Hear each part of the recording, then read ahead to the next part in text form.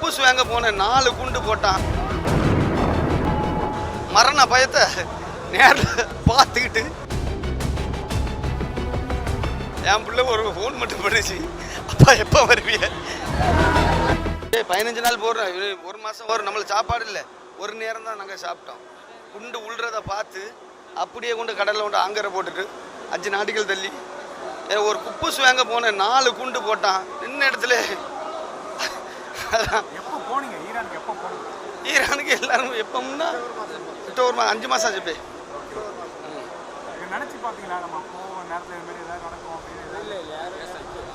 இந்த கீசா ஐலாண்டை அடிக்கவே மாட்டானோ, ஆனால் அடித்தானோ பாருங்க. அது போயிட்டு வந்துருக்கு. ஈரானுக்கு வாழ்வாதாரம் அங்கே தானே இருக்கு. வேற கவர்மெண்ட் இங்கே வந்து கடல் போனால் டீசல் விலை கூட, அங்கே போனால் துபாயில் மீன் விற்போம், எல்லாம் என்ஜாய் பண்ணிட்டு ஜாலியாக வருவோம். அரிசி பருப்பு வாங்கணும்னா துபாயில் வாங்கிட்டு வந்துடுவோம், ஒரு 20 நாளைக்கு வாங்கிட்டு வருவோம். அது பிறகு சாப்பாடுக்கு என்ன செய்யணும், சரி ஸ்ட்ரைக் பண்ண. அது பிறகு நம்ம சவுத் இண்டியன் ஃபுட்டு துபாயெல்லாம் கிடையாது, ஈரானில் கிடையாது. எம்போசிக்காரன் எப்போ நாள் வரலாம் சொல்கிறீங்க. ஈரான் எம்போசி ஒரு வருஷமா 6 மாசமா எப்போ ஊருக்கு போறலாம் போயிட்டு வரலாம். இந்த 2 மாசம் நீங்க இது வரைக்கும் பார்க்காத ஈரானை பார்த்துருப்பீங்க. அப்போ எப்படி ஃபீல் பண்ணீங்க?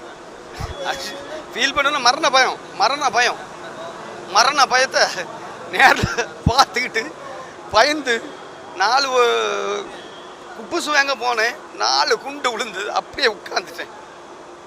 சாப்பாடு கிடைச்சது அந்த 2 மாதம் நாங்கள் சேமித்து வைக்கிறதான் சாப்பாடு. அது எம்போசியாருன்னு ஃபோன் பண்ணோம், பொறுங்க. அது பிறகு துரைமுருகன் அவங்க பேசின பிறகு தான் எம்போசியாருன்னு உள்ளே வந்தான். அவ்வளோ பேரும் எல்லாருமே போங்க, யாருக்குமே கிடையாது. எல்லா அரபியும் வண்டி பிடிச்சி சாப்பாடு தந்து நீட்டாக அனுப்புனான். 2 மாதம் உயிரோட நம்ம திருப்பி நாட்டுக்கு போக நினச்சிங்களா? கிடைக்கல. அதான் அப்பா வந்துட்டேன்னா ஊருக்கு போகிறீங்க, எவ்வளோ எதிர்பார்ப்பு? என் பிள்ளை ஒரு ஃபோன் மட்டும் பண்ணிச்சு, அப்பா எப்போ வருவீங்க? வந்துட்டேன், அவ்வளோதான் சொல்ல மாட்டேன். வேற பேர் எல்லாரும் ஆல்பஸ்.